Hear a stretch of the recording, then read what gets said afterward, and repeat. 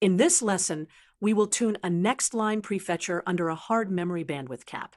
The goal is to choose a prefetch degree between 1 and 4 that maximizes performance without exceeding a 20 gigabytes per second DRAM limit. We are given an accuracy curve. For degree 1, 80%, degree 2, 70%, degree 3, 55%, and degree 4, 40%. Coverage grows by 0.3 per step in degree. Let's build intuition, a model, and then solve it both graphically and mathematically. First, visualize the two key probabilities, accuracy and coverage. Accuracy is the fraction of prefetched lines that are actually used. Coverage is the fraction of potential demand we try to prefetch.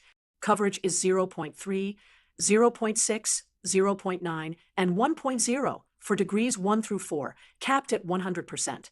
A useful prefetch must both be attempted and be correct. Statistically, the expected fraction of memory references that are satisfied early by prefetching is coverage times accuracy.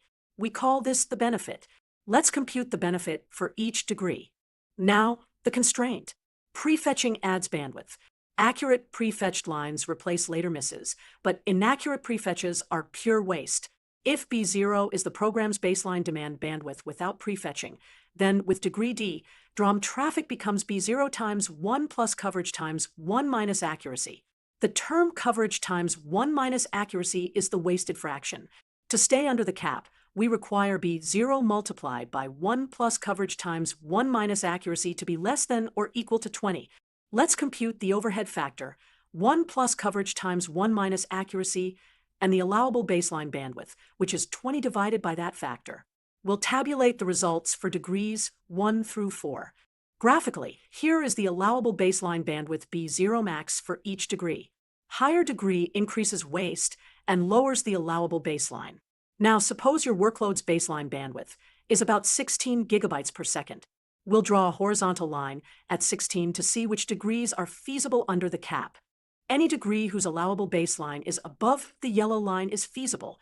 With a baseline of 16, degrees 1 and 2 are permitted. To maximize performance, we choose the feasible degree with the largest benefit, coverage times accuracy. Between degree 1 at 24% and degree 2 at 42%, degree 2 wins. So for this workload, choose degree 2. In general, compute these 3 steps. 1. Compute coverage and read accuracy for each degree. 2. Compute the overhead factor, 1 plus coverage times 1 minus accuracy, and the allowable baseline 20 divided by that factor. 3. Among degrees whose allowable baseline exceeds your workload's B0, pick the one with the largest product coverage times accuracy. Without a cap, degree 3 would offer the highest benefit, but the bandwidth limit often rules it out. To see the trade-off clearly, compare benefit and overhead side by side. Benefit rises from degree 1 to 3, but overhead rises even faster, tightening the allowable baseline. Under a hard bandwidth cap, the sweet spot is often degree 2 for memory-hungry workloads. Summary: use probability to model benefit as coverage times accuracy, account for bandwidth with 1 plus coverage times 1 minus accuracy, and then choose the highest benefit degree that satisfies the 20 gigabytes per second cap. For a 16 gigabytes per second baseline, the answer is degree 2. This approach gives a principled, mathematical, and graphical way to tune prefetching under constraints.